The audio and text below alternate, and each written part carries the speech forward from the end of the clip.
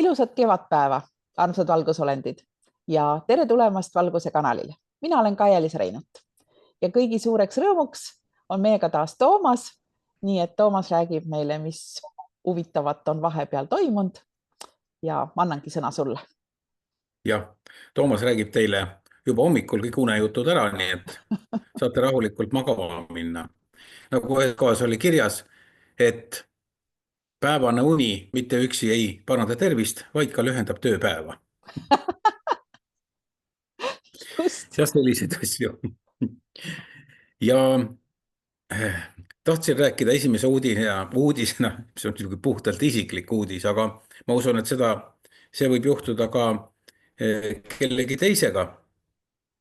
Nimelt, ma sain lahti prillidest, mitte mul ei varastatud neid, vaid ma ei istunud ka neid laiaks, aga need lihtsalt kaotasid oma mõtte.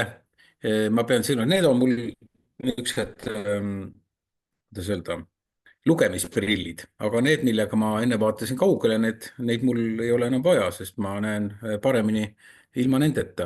Ja see tuli välja kuidagi niimoodi, et ma läksin autosse, sõitsin minema, prillid jäid maha. Okei, pole hullu, eks ju. Ja 3 korda järjest niimoodi, siis ma sain aru, et ma ei vaja neid, sellepärast ma unustan nad kogu aeg maha.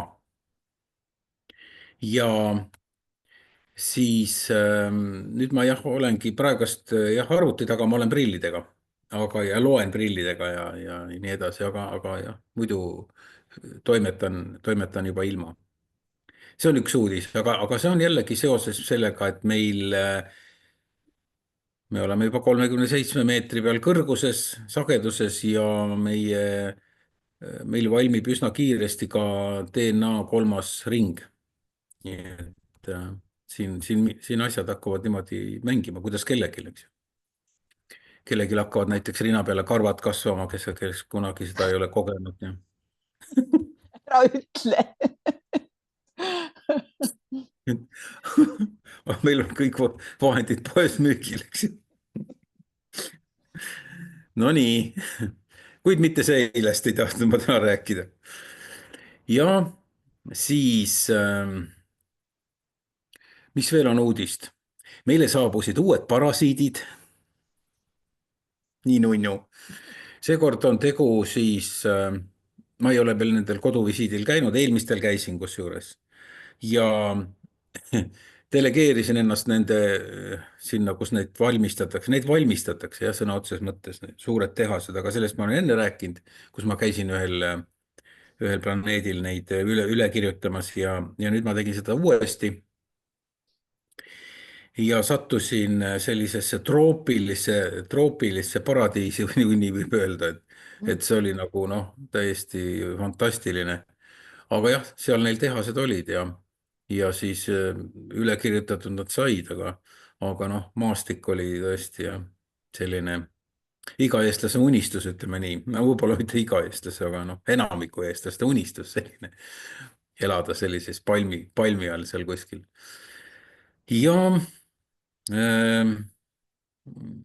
aga nendel suurtel, nemad on musta värvi, umbes 2,5, 2,70 on kõrged ja tegevusala on ikka sama, eks ju. Ja tulevad nad siis portaali kaudu meie lähikosmosesse. Selles mõttes, ma ei ole seda portaali sulgenud, sellepärast, et sama lihtne on seda teha kohe sinna kõrvale uus. Asjal puudub nagu mõte, ei ole mõtet energiat raisata sinna.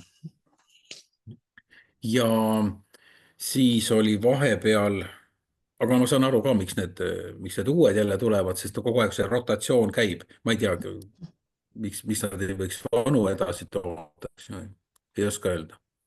Kuskil teisel planeedil. Aga vahepeal ma tegin isikliku rekordi. Sattus selline päev, kus oli mul raske klient oli. Ja seal oli rünnati teda nii vasakult kui paremalt ja siis ma kirjutasin üle nii palju, kui vähegi võimalik oli ja siis õhtupoole küsisin järgi nii-öelda kanalist, et mulle tundus endal ka, et nagu palju võitu on täna, siis öeldes, et üle 10 miljardi. noh, nüüd ma saan aru, miks need uued tulevad, eks, sest vanad on lihtsalt niivõrd palju otsa saanud. aga mis sa teed? Töö on selline. Ja mõtlen, mis veel põnevat on. Ma ei tea, praegust läheb nagu elukene edasi. Inimesed on rohkem positiivsed, päike aeg-ajalt paistab isegi. mitte täna jälle muidugi. ja selline suhteliselt, ma ei tea, ma ei ütleks, et olukord on oluliselt parem kui nädal aega tagasi aga ikkagi kevad mõjub inimestele positiivselt ja päike parandab osad haigused iseenesest ära. kõik hästi. Üks asi, mis ma tahtsin öelda, mis puudutab nii mind kui Kaia-Liisat, on see, et inimesed, kes meie juures käivad, noh, see ei ole lõpp, vaid see on algus. Ehk siis toimingud, protseduurid, mida tehakse, on selleks, et alustada protsessi inimese tervise parandamiseks, mitte lõpetada seda. Aga osad inimesed arvavad, et kui nad on ära käinud, siis neil on elu lõpuni kõik hästi. Aga ei ole niimoodi. Kahjuks. Võiks olla muidugi, ma oleks ise ka rahul. Kui oleks elu lõpuni kõik terved, kes ära käivad ja ma usun, et ka Kaia-Liisa on sama minuga nõus, eks ju. Et selline olukord jah, et tuleb ise ka midagi teha. Ise ennast üleval hoida, iseendaga tegeleda ja see on praegust väga tähtis.